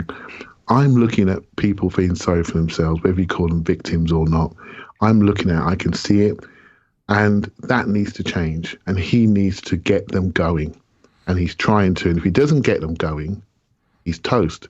So I'm absolutely fine with him trying absolutely everything he can to get them going. I don't care what they feel like. They ain't got nothing. They ain't got nothing to stand on. They're not produced for ages. I don't care how they feel. Start doing it. Start doing it. Stop looking at your brochures. Start looking at what you're doing the last 5 minutes of the game and what you're going to do in the next game, what you do in the next game after that, and start owning it. And so that's how I feel about it. So Arteta's in a situation now. He's in the washing machine. He's spinning around. Wherever he says had little value because we've won 1 game in 10. But it doesn't matter. In the end, he has to get results, and then we will look at him differently. But I can't see the next one at the moment, and that's a sad state of affairs. Yeah, I mean, the thing that's hard, and Clive, I think you're good on this, is that like when things are this low, it's easy to think it'll always be this low. It's hard to see the turnaround coming. But like, I do think part of the problem for us is we go from crisis to crisis trying to turn things around in the short term. And that is part of the problem, right? Like, if we win the next game, this isn't fixed. No. If we win the next 5 games, this isn't fixed. There has to be at some point someone at the club who's realistic about the depth of the decline and the length of like. Here's the thing: we should just assume we're not going to be in Europe. There will be no European football for Arsenal next season. Probably no European football for Arsenal the season after that. Hopefully Europa League football the season after that, and probably Europa League football the season after that, and then maybe Champions League. That's 5 years from now. We should think we could be in the Champions League. And we should build a squad that can be in the Champions League 5 years from now. And let me tell you what, the problem with that is we've got a 31-year-old on £300,000 a week who won't be here in 5 years. We've got a 27-year-old that we paid £50 million for who is awesome, who's not going to take us to the Champions League because we won't get there while he's here. We've got a 32-year-old in Willian who's going to be here for 3 seasons soaking up huge wages, who will not help us get to the Champions League. Like, this is the problem with doing, if the argument for getting Willian in the summer was we just need a guy who can do this for right now, well, he's not just here for right now. He has a 3-year contract. And so if the time horizon is 5 seasons, start acting like it. And if we keep acting like the time horizon is next window, then this is where we're going to wind up. So, Tim, this leads to one last quick thing I want to get to, because we're going to have to make a decision on someone like Hector Bellerin. We have 3 right backs at the club. Unfortunately, one of them is Cedric, and we're committed to him. We have Ainsley Maitland-Niles. Now, I am a believer that Hector Bellerin is better than Ainsley Maitland-Niles. I'm sorry, I'll hold my hand up. I belong to that support group. But I'm intelligent enough to realize it doesn't matter what I think. If the club wants Maitland-Niles to be here long-term, they opted not to sell him in the summer. They had a good bid for him. They kept him. Great. Then you have to probably sell Bellerin, right? We got to monetize one of these 2 assets before that's destroyed again. So do you think Maitland-Niles has made enough of an argument to be that guy and that we should move on from Bellerin? Do you think that Maitland-Niles' future maybe lies somewhere else on the pitch for us or at another club? How do you think the club should solve this? And is this, the Cedric Bellerin Maitland-Niles situation, a really great microcosm, a great test case for the club being able to do what it needs to do to move forward? Because this looks like stasis. Mm-hmm. Yeah, absolutely. My own personal opinion is I probably still prefer Bellerin over Maitland-Niles. I just think he can do a bit more. I do understand that Bellerin's been exposed defensively this year. I don't think that's entirely his fault. I think that's just, our right-hand side is a mess. The absolute silver bullet for me would be to get rid of Cedric, because I like the idea of having Bellerin and Maitland-Niles because they can do different things according to the opponent and whoever you're facing. And I liked the use of Maitland-Niles in this game. As I said on the instant reaction pod, I like the fact that we went, okay, they've got Richarlison on the left. He's really, really good. We need a good one-on-one defender. Maitland-Niles, in you go. And then, perhaps for another game, it's Bellerin. Like particularly with fullbacks, such a demanding position. I think that's fine. And prior to this point, we'd been guilty of overplaying Bellerin, of not having that backup there, and he got himself injured, and it was a long way back. It's not an elephant in the room because we discuss it all the time. The thing is Cedric, but yes, I think we do have to move on. My preference would and look, no one is sacred to me. If we sell all 3 of them and get someone better, great, that's fine with me. But I think I'd be more inclined to go with Bellerin just because I think he can do a little bit more of what you'd want from a fullback at a big club. And Maitland-Niles, again, I kind of get why he didn't move on in the summer, because maybe in hindsight we should have done it. But I have to be honest, at the time when I heard that Wolves' offer was under 20 million, I was thinking, No, that's he's worth more than that, and I don't think we were necessarily incorrect. I think maybe we just expected someone else to, come up with an offer, and they didn't. But I guess like with Maitland-Niles, it's just the kind of sometimes he's in, sometimes he's out, sometimes he's completely frozen out. You don't see him for like 6 weeks, and then all of a sudden he's back in. That side of it worries me quite a bit. And maybe it's just that Maitland-Niles is a bit flaky. Maybe he has like a crap month at training, and then he has a good one and he gets in. But even so, at this point, if that's happening, you'd think Arteta would say, right, okay, you're not doing it all the time, ergo you're not really in the picture. But I think Maitland-Niles is a perfectly saleable player. The fact that he's English, which you could argue in the other direction is a good reason to keep him, just because Brexit and everything, and probably incoming quota, like increased quotas on homegrown players. But I think Maitland, I do think this summer just gone would have been the perfect time just to say, okay, thank you, you've done 3 or 4 seasons, really valuable role for us, lovely. We didn't have to spend like 25 million on a crap backup. You've done that. We've like raised your value a little bit. Time to move on. Go to Wolves. We'll invest in someone else. I'd sooner it wasn't Cedric, but there you go. He's 23 done now. I mean, it's kind of time to commit to him or move on. He's not a kid. Yeah, exactly. And again, mate, I think in a normal market he probably would have gone in the summer, and the cup final would have been, thanks very much. You've done a grand job here, but we're not going to play like this all the time, and we need to move on. But yes, absolutely. And like I've heard, I guess the reasoning for Arsenal thought that Maitland-Niles was on his way out, and so they got Cedric in because they suspected Maitland-Niles would go, and things changed, and maybe they were punished for being proactive. I just don't buy it, and I'm sorry, the agent thing with Cedric stinks. Absolutely stinks. It's just a mad coincidence, isn't it, that all of the Kia players we're getting are all on their last big contracts thanks to us. For me, you can't divorce those things, and we also have to look at the fact that Raul Sanllehi, quote unquote, left, and there were reasons for that. There were reasons that he left after a few weeks after a non-exec director comes in, and so you can but speculate, but there are some red flags there.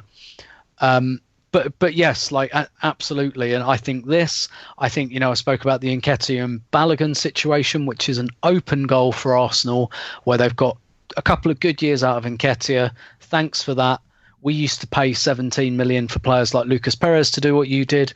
You've done it. Brilliant. Time to move on. We're going to give Balogun your minutes now. Here's a new contract for Balogun. And we're even messing that up. So they're probably both going to run out of contracts, and we're going to get the runaround from Eddie Nketiah's agent in the summer. And so, like, all of this is just like, again, like I said at the outset of the pod, just symptoms of confused thinking. And we are going to have to eventually, kill some of our darlings. We are going to have to move on from them. We are going to have to look at players who might do a job in the medium term, but not the long term. And I've said this about Liverpool before, that, Klopp, I almost feel like Klopp drew up a list of, right, these guys, Benteke, no, out straight away. You can't play like I want to play. Lallana, we probably want to upgrade you. You're not the problem right now. We'll keep you for 2 to 3 years, and then we'll gently pack you off. Thank you very much. And then there's guys, yep, we are absolutely committed to you. You can absolutely play the way I want to play. And I don't feel like there's that kind of list at Arsenal at the moment. I might be wrong, but I don't feel like there's a Xhaka will keep you for a year or two. We'll keep you for a year or two. You're gone. You're, Homer Simpson style. You're cut. And I guess one of my biggest issues with Arteta as well is not just the results. What you're looking at with Arsenal is we're coming to a clinch point with a lot of contracts that are going to be up in the summer. There is a rebuild in the post, whether we want to do one or not. I'm sure we do want to do one, but there have to be 5 or 6 players bought in the summer.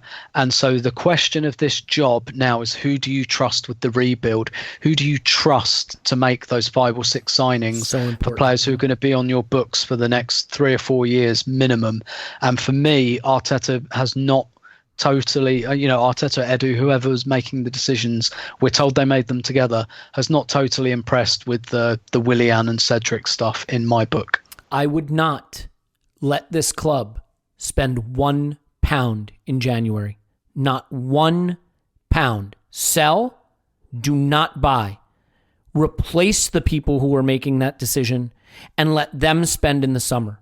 But if you let people who do not have the ability to see the right time horizon and buy the right players spend more money, you just further commit to having to unwind this project over a longer period. Clive, I know you wanted to sort of finish up on that squad building thing, and then I'm going to just give you my manifesto in under 60 seconds, and we can get out of here. So you want to add on to that issue? Not massively. I didn't realise this until I came on the podcast, but obviously I've been talking about blowing this squad up for a couple of years now, and the moment's here, right? So we can't refuse it this time. So the path is clear. But what I hadn't realised, maybe so until tonight, is this is a revolution moment, not just a change to squad moment. This is a revolution about catching up to the modern game, and that's made me sort of less confident about our current regime, because I'm not sure they're revolutionists, if that makes sense. Mm-hmm. But I don't know enough. Yeah, I will say this, we don't know enough. These are the people that are telling us a long time ago that we've got a long way to go. So a part of me says, okay, let's give them a chance. I see that thing today and I think, you know what, I don't trust them. And that's the issue. And we're so bereft of executives. I look at the club and I say to myself, which one? Is there anybody that I trust? Is there anybody that I trust to? Is there anybody that can see us for who we are? Is there anybody that can see the modern game and where we need to go? Is anybody looking around our competitors and seeing what they're doing and copying them? Clive and copied us and gone past us. I'm looking at some Swiss Ramble stuff today. I'm looking at Leicester's spend over the last 5 years compared to ours. It's not right. Liverpool spent similar money to us. It's just not right. We're just throwing money away. We're inefficient spend, and we're still doing it. And we're still giving people far too much wages, and it's not right. It's a club thing. We can decide who we want to fire. You want to do that? Let's fire everybody. I think it's very immature and junior. We have a club issue about how we perceive ourselves and about our anxiety about how we're perceived from the outside. We're not looking at the job in hand with any sort of professionalism and elite expertise. And we need to. And I think fans start to question this more. And not just we're playing the wrong centre forward because the other options are not great anyway. I think we're realising this now. And that's the problem. And I don't see an exit from a playing perspective apart from the youth. And you should not be exposing youth to this. That is negligent. When you have a player you spend 10 years developing, you have a bad 6 weeks, and you throw him in there to fix all of your 5-year problems. That is negligent. And that could be a reason why some of the old duds are playing. Because I'd rather see them get upset than lose somebody who'd spent so much time developing. Yeah. So it's a challenge, mate. It's an absolute challenge. Yeah, Paul? Yeah, look, I'm with you on what you said, Elliot, in terms of these guys not been allowed to buy or sell or whatever. No, I'd let them sell. I wouldn't let them buy. Yeah, granted. I don't know if they're capable of selling. The one thing I'd say is, and maybe you can address this, if there's a signing that keeps us out of the relegation battle, but then again, it's back to your point, who would make that signing? And it all, like some of the moves we would look at, could you get Rodgers? Could you get, like, some of those things are very difficult to achieve. But putting your eye on a world-class operations guy who knows how to run a football club, there are people out there that are affordable. They don't cost you don't have the same commitments that you sign a superstar manager or a superstar footballer. There are the move we need is the easier move to make a signing. You're hiring a professional in a business, and there are some out there, somebody like a Rangnick or somebody else who runs a football club professionally, who's maybe a little further away from a director of football. That's the signing we need, because we just need something on top of all of this to sort it out. We know like that saying about, I can't define pornography, but I know when I see it. Well, we know what this is when we see it. It's a club that does not have the required leadership. They need to go out and sign the leadership, that person who knows how to do this. Everything else is fucking chaos. Yeah.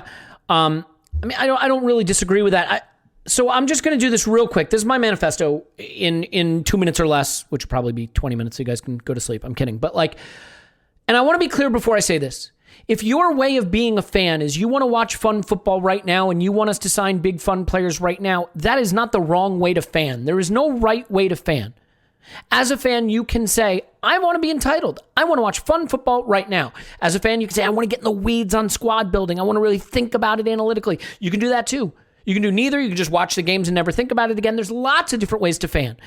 My whole, quote, manifesto thing here isn't about fans. It's about what the club has to do if the club's goal is to be a title contender again, a champion. The Arsenal Football Club has every right to expect to win Champions Leagues and Premier Leagues. We are one of the biggest clubs in Europe, even now, even still. And so you have to get there. You're not getting there next season. Stop that shit. The goal for a director of football should be to build a squad that can win a title. And to do that, you have to establish a time horizon. If you don't do that, there's no project. So let's say you have a time horizon. You say, what are my checkpoints and how do I get there? Europa League football in seasons 1 and 2. Champions League football in seasons 3 and 4. A title challenge in seasons 5 and 6. That's doable. So if you then say those are the checkpoints, Europa League seasons 1 and 2, Champions League season 3 and 4, title challenge season 5 and 6. That is the lens through which all transfers, recruitment, and sales must be viewed. And with that time horizon, it becomes so obvious that re-signing Aubameyang is the wrong move. Because you look at your time horizon, you say, I'm putting £300,000 a week into a 31-year-old. He's not part of this project with the checkpoints I've laid out. So I have to cash in on him.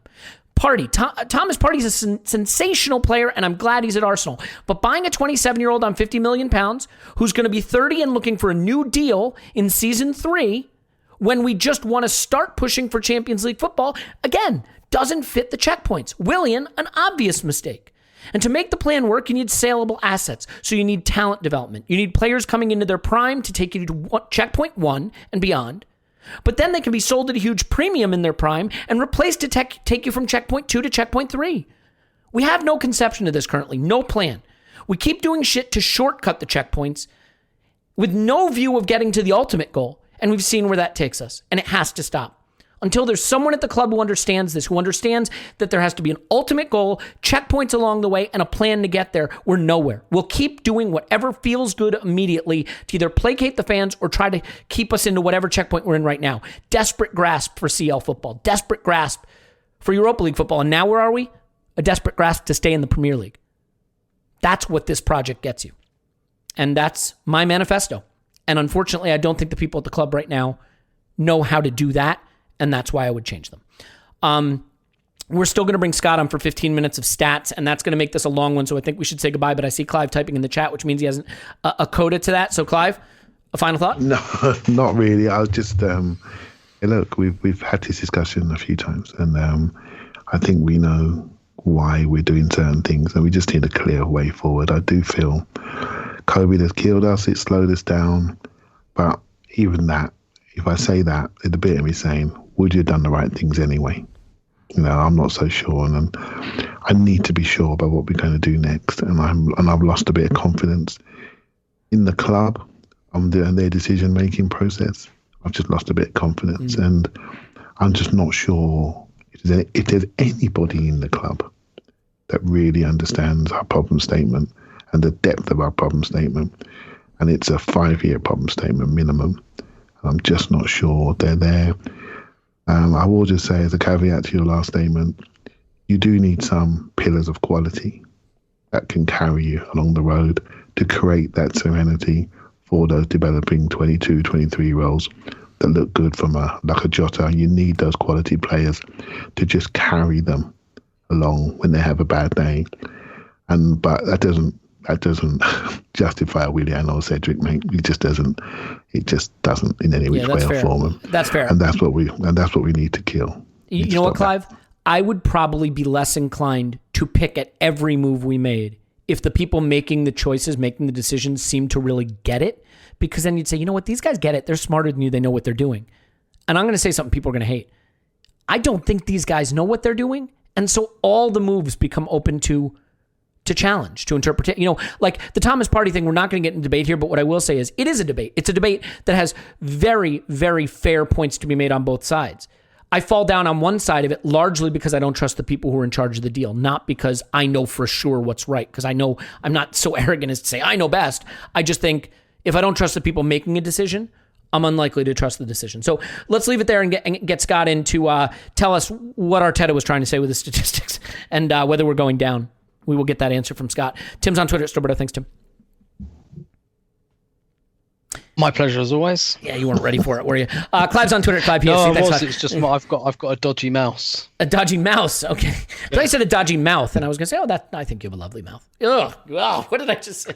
Ugh, what? Scott's coming up next. Clive's on Twitter at Clive PFC. I just went off the rails. Thank you very much. Paul's on Twitter. Pause my pants. Thanks, pause. You sure have a purty mouth. I did go there, didn't I? All right.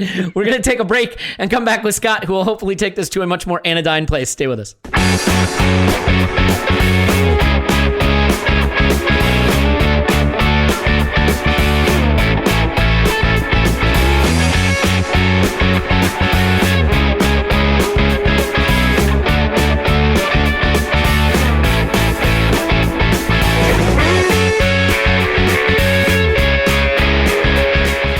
And now, fresh off the most awkward outro to the first section, we can do hopefully a less awkward intro to the second section and final section of the pod, where we discuss the statistics, which are more relevant than usual because the manager's been talking about them. So here to tell us what he meant, or what he thinks he meant, is Scott. You can find him on Twitter at _that_crab. Hello, Scott.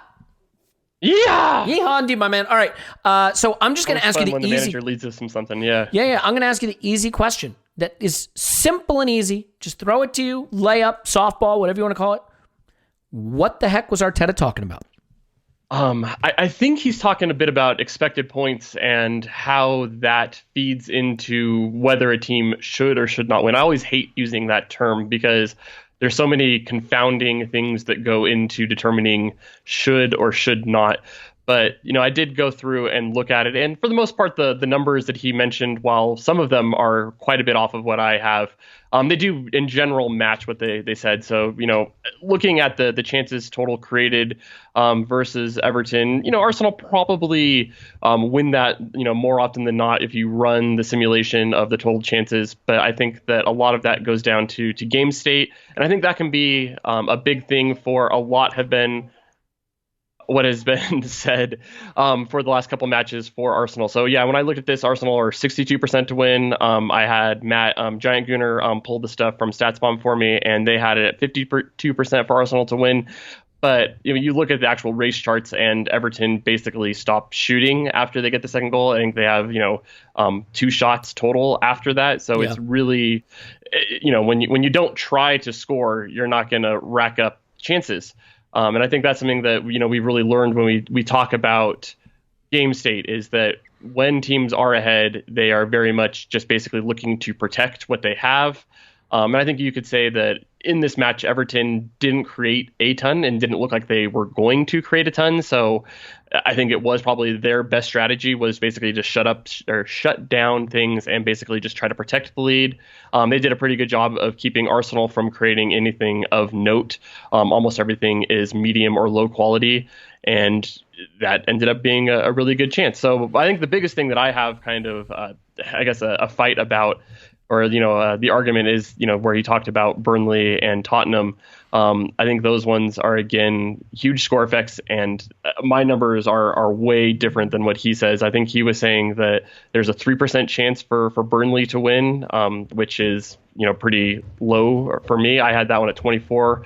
StatsBomb had it at 21. Against Spurs, he said 7%, but both me and StatsBomb said about 19%. So I think a lot of these, even not considering game state, I think he was definitely overselling what he did. Or what Arsenal's chances were in those matches, and he's ignoring some of the matches, like Southampton, where Arsenal were handedly beaten on chance creation, and of course he didn't include that one in his analysis of how things are going. Yeah, because he got a point there that he didn't deserve. There's been chances like that all the time. Leeds is another one where Arsenal definitely didn't deserve a point and got one. I think more often than not, you look at what Arsenal have done this season, and we are very deservedly in our spot. Maybe you could say that we could get a few more points.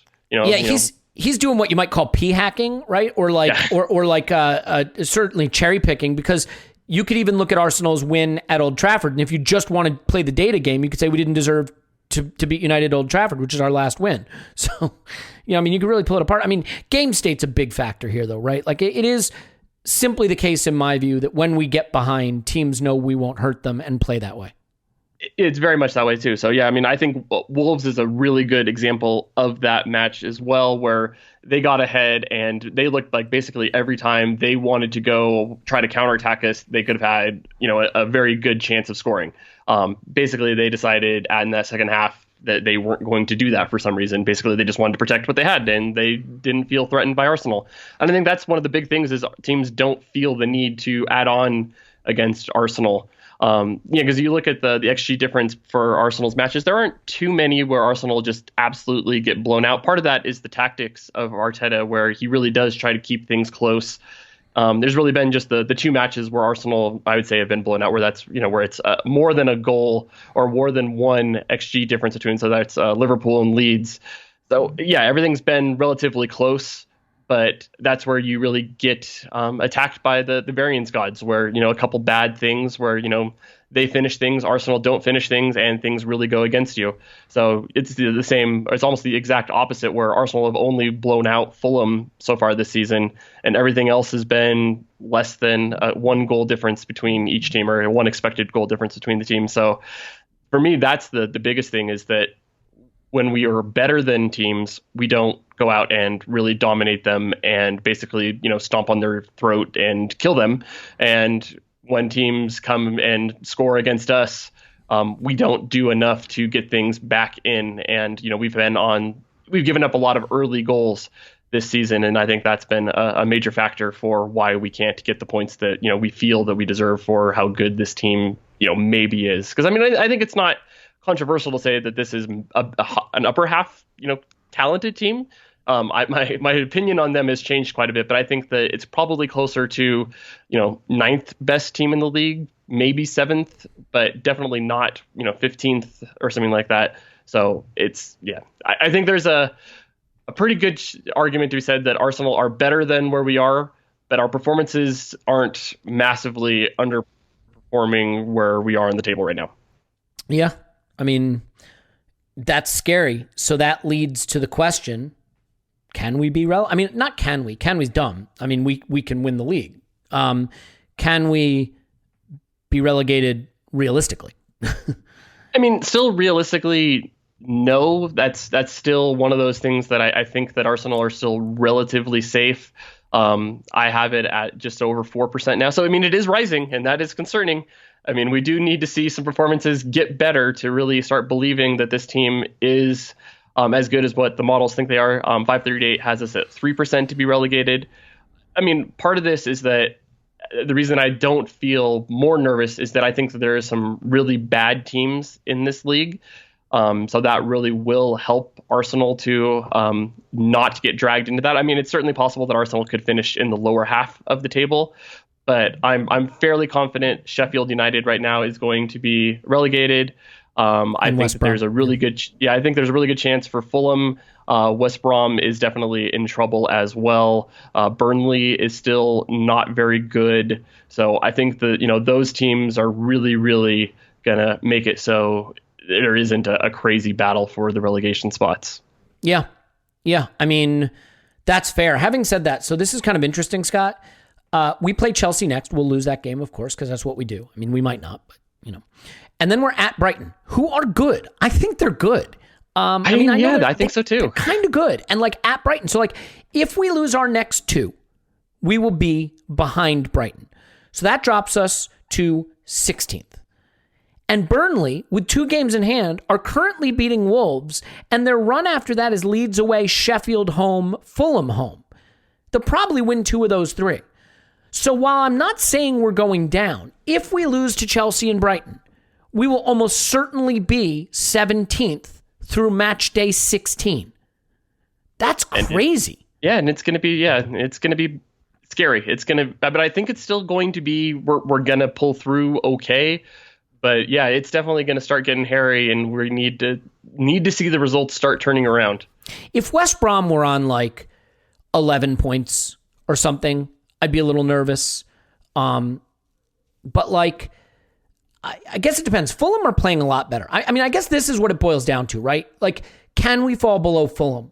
I don't think so. And what's going to be really interesting is if Fulham have Southampton next, you'd think they'd lose that. They're then at Spurs, you'd think they'd lose that. Then they're at Burnley in a game where we probably want Burnley to win because, then they've got Chelsea, then they've got United.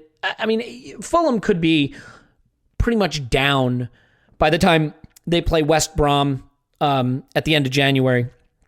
And then they get a run where it gets a bit easier for them. Not that anything's going to be easy for them. I mean, I can't believe we're discussing this, but Exactly. And I think the other thing, too, is Newcastle and Crystal Palace aren't great. I think Arsenal are better than them, even in our current state.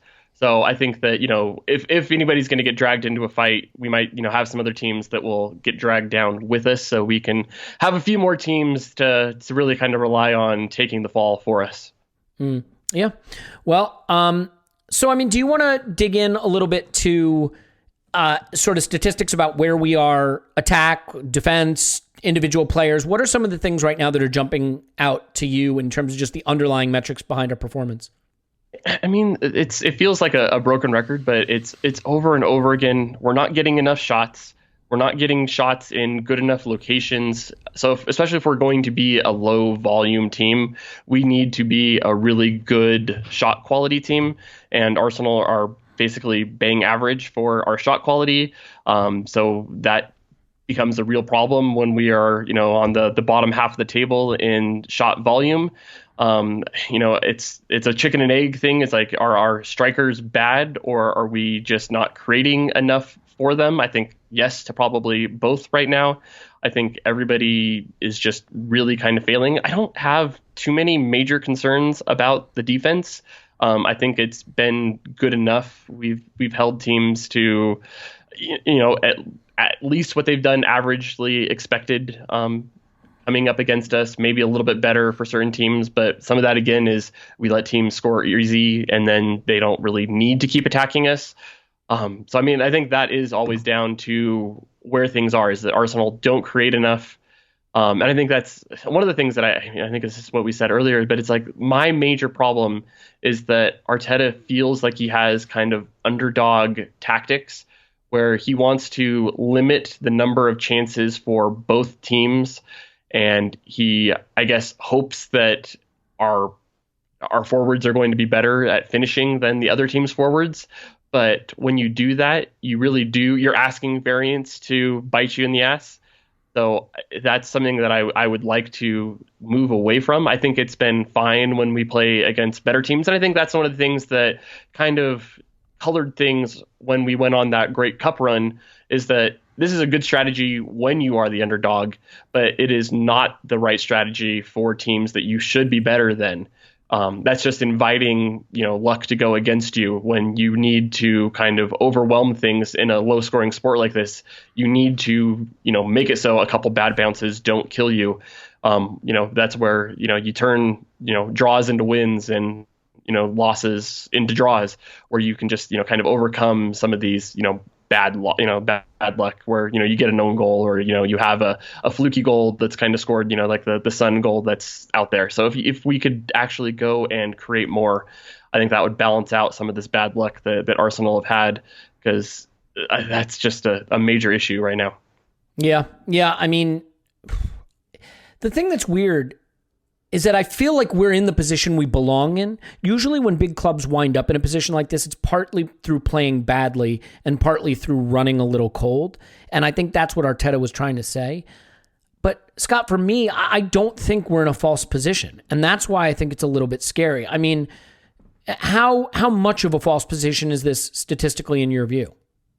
I mean, a little bit. I mean, I think right now I have Arsenal as like the 10th best team when my model looks at them. So we're about 5 points below, or 5 spots below where we should be based on where the model sees us. So it's, the performances have matched pretty well with where we've been. Looking at we were last year, maybe that gives us a little bit of a boost to say that this team isn't as bad. And I think, looking at the names on the roster, I think we can all agree that say that this is a team that should be better. And, it's one of those things that Arsenal have been somewhat unlucky.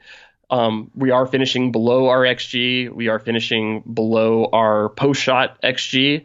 But, even if those were absolutely even, we were bang on for where we were supposed to be, that might turn one loss into a draw, or it might turn, Arsenal really don't have very many draws. So it's not really like these are the things that are keeping us from accumulating a lot of points. And it's not something that I would say that Arsenal are incredibly unlucky right now. We're just a few goals behind, and we are not just a few goals from being in, the spot that we think that we should be. Yeah. So, I mean, I guess the question then, Scott, and I think we can sort of leave it here, is what's a realistic goal for Arsenal now other than just avoid relegation, or is that it? I mean, the Europa League spots are not beyond us mathematically. If we started playing like the club we are, and if results normalized across the league generally, are those spots still an outcome we should be? I mean, of course we should be shooting for winning the league, but you get what I'm saying. Like, is there a statistical case for the Europa League being possible if we arrest the decline, or is it really beyond us at that point, even to shoot at this point to shoot for that? I mean, technically it still is. The only problem is there's so many teams between us. It's really hard to say, if we were in, say, 10th place and there's, we only have to come over 3 teams, but we're in 15th. So that means the season is not long enough to really get a gauge of who is the best team, or, to actually have things fully even out. The table still does lie in the sense that, it's not a perfect reflection of team quality.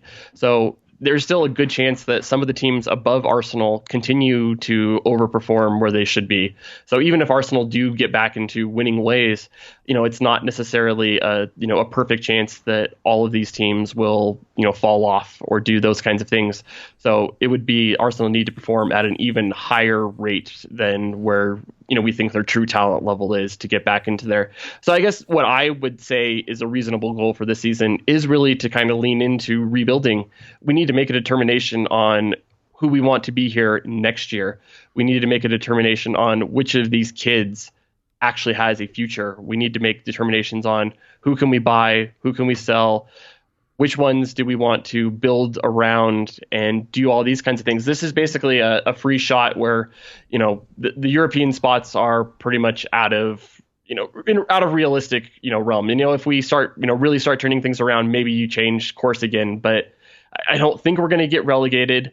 I think that we need to just reevaluate all of our players and say, this is your tryout for if you're going to stay or if you're going to go. I think that's really what we need to take this as a goal for this season. Yeah. So, I mean, I'll finish with this question for you because I posed it to the main group, or discussed it in the main group. Would you let this team, Edu and Arteta, buy anybody in January? Or would you prefer that they are not given the purse strings? I definitely would not make any sort of a short-term deal right now, anything that's trying to fix this season.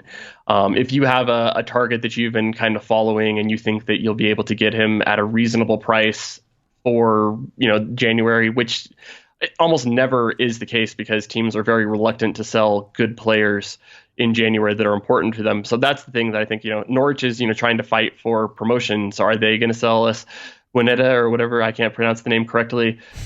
Probably not for a price that Arsenal are going to want to pay. Buendia? That makes sense. Yeah, Buendia. Yeah. So I think that's the kind of thing. It's like, we could get Christian Eriksen on a swap deal, a loan swap with Xhaka. I just threw up in my mouth a little. It's like, what does that solve for next season? That doesn't solve anything. To me, it's a guy that you want to be leading Arsenal 3 years from now.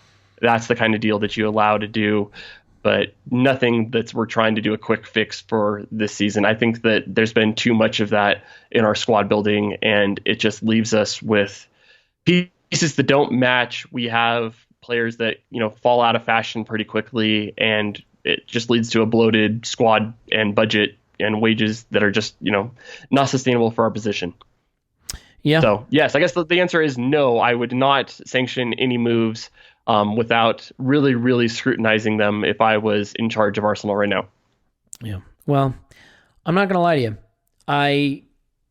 I'm struggling to sort of understand what this season should be about at this point. I think, I think there still could be excitement if we start, playing some kids and everybody kind of leans into accepting that this season is kind of thrown away. We're going to rebuild. I'm not saying, 11 kids, but let's put some guys out there every week and see, give them a chance to show what they have. Let's see if we can actually do something and, make some determinations on, the selling in the future. Yeah. I mean, I do have to agree with you that I'd love January to be a clear out. I'd love the rest of the season to be a really good look at maybe more fringe players and see what we have. But I don't even know how exciting that is for me because I'm not sure Smith Rowe, sure. And Balogun would be neat if he's not already signed for another team come January. And outside of that, who are we really excited to get more minutes for? You know what I mean? So it's pretty tricky for me to find a path to excitement here, but let's see. We'll see. I mean, and I guess I am really overselling the excitement part, but it is we need to, is Ainsley Maitland-Niles going to actually be a player that is good enough, or is he someone that we need to sell down the table? Is Reece Nelson a guy that is actually going to be good enough, or is he someone that should be sold? You're dead right. Look, there's lots of players on this team that are I don't know. But we need to make a determination on so many of them. The players that are in that 21 to 24 range, we need to make a decision now. It's rare, Scott, that you get so the reason it's hard to make determinations about your young players is it's rare you get to play them a lot. So you're judging them on limited data, limited exposure, or right? or against competition that's well below Europa League Cup stuff. We have the rare chance to play big minutes into young players and know by this summer good enough, not good enough, and then make quick decisions because God knows that's what the club hasn't been good at. Well, good. You've cheered me right up there. Scott's on Twitter at _that_crap. Thanks, man. Thank you. All right, my name's Elliot Smith. You can bot me on Twitter, Yankee Gunner, where I have just defiantly and confidently announced that we will be in 17th place after match day 16, and it all kicks off from there. We will have more tomorrow, because there's a game tomorrow against Manchester City, and I have no doubt that everything will work out fine there. Knowing us, we probably will beat them because it's a cup, but I would take it. I would take beating Manchester City, wouldn't you? So we love you, and we'll talk to you after Arsenal 10, City 0.